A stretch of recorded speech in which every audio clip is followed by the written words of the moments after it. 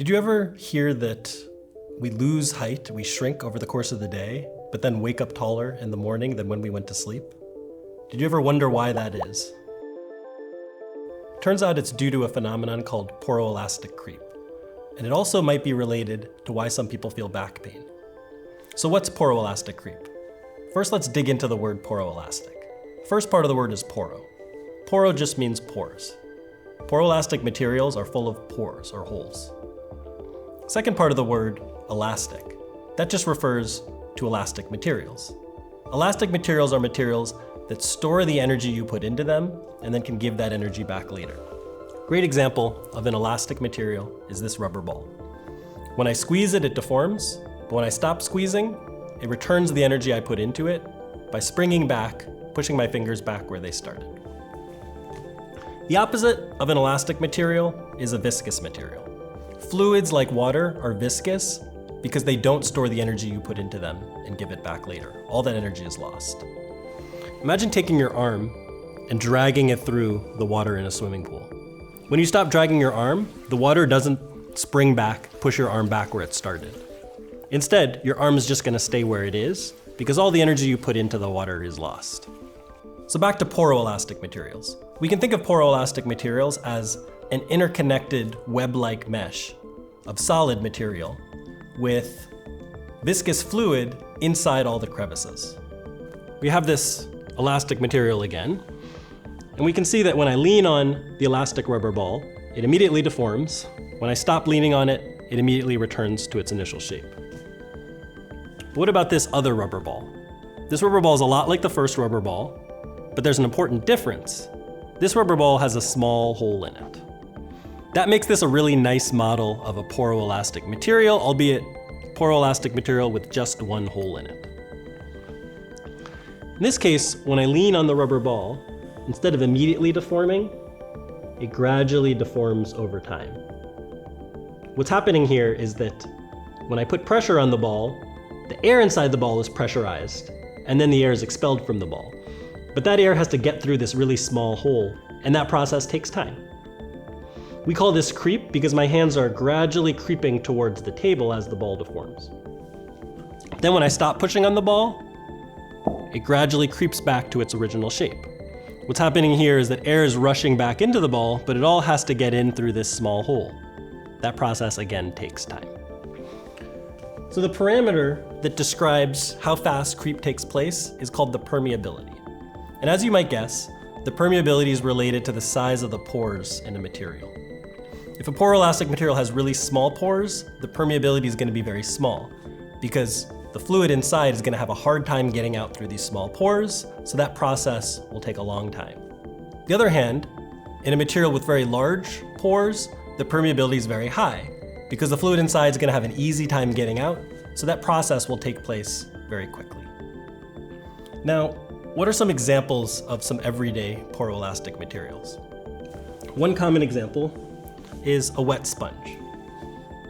If I take a wet sponge and I squeeze it, the fluid in the sponge is gradually over time going to ooze out, and I'm going to be left mostly with just the solid part of the sponge. If I then immerse that in liquid, over time that sponge will reabsorb the water, and I'm going to be left with a wet sponge again. In the case of the wet sponge, the fluid inside that we're thinking about is liquid, and that's the case with most poroelastic materials. In the case of the rubber ball, the fluid inside was air, but the idea is really the same. Another common poroelastic material is actually soil. So understanding how soils creep under the weight of a building is actually really important for engineers who are designing building foundations to make sure the buildings don't sink or tilt or even collapse due to creep. It also turns out that a lot of the mathematical equations used to describe poroelastic materials were developed by soil scientists. So it might surprise you to learn that in addition to wet sponges and soil, all the soft tissues and organs in our body, everything from our muscles to our brain, are also poroelastic. That includes intervertebral disc. Intervertebral disc is the soft tissue that sits in between our vertebrae and our spine. The pores in intervertebral disc are tiny. As a result, the permeability of intervertebral disc is around 10 million times smaller than the permeability of a wet sponge.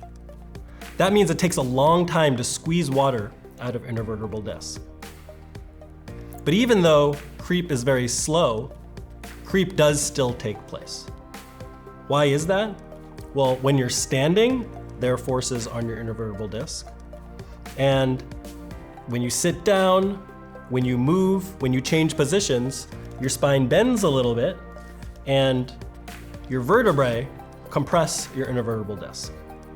As a result, gradually over the course of the day, small amounts of water are squeezed out of your intervertebral discs and they lose height. As a result of the cumulative loss of height of all your disc segments, you're actually several centimeters shorter at the end of the day than when you woke up in the morning. But then what happens while you sleep?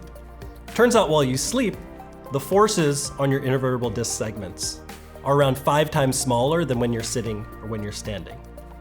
As a result, sleeping is a great opportunity for your intervertebral disc to absorb fluid and regain its height. So this all begs the question of why. Why is our intervertebral disc poroelastic? What advantage does that confer? This is a really complicated question, and there are several answers, but let me offer one. Remember I said before that elastic materials store the energy you put into them and then can give it back later. Viscous materials, on the other hand, lose all the energy you put into them. Poroelastic materials are an elastic scaffold filled with a viscous fluid. As a result, they store some of the energy you put into them, but they also dissipate some of the energy you put into them. They also lose some of that energy. Their ability to lose energy may sound like a problem, but when you land while you're running or after you jump, a lot of that energy is dissipated in your intervertebral disc. This is energy that would otherwise be transmitted to your vertebrae or even to your spinal cord. You might ask, where does the energy dissipated in a poroelastic material go? It turns out that this energy is converted mostly to heat. So a few years ago, an undergraduate researcher in my lab, Hera Newman, wanted to find out if the intervertebral disc changes its temperature as a result of the repetitive forces it experiences when somebody repeatedly bends over or performs some other activity associated with high forces in the intervertebral disc. Amazingly, she found the intervertebral disc can heat up by several degrees. And this increase in temperature could potentially kill important cells in the intervertebral disc, or could otherwise adversely affect biochemical processes in the intervertebral disc that are critical for its health.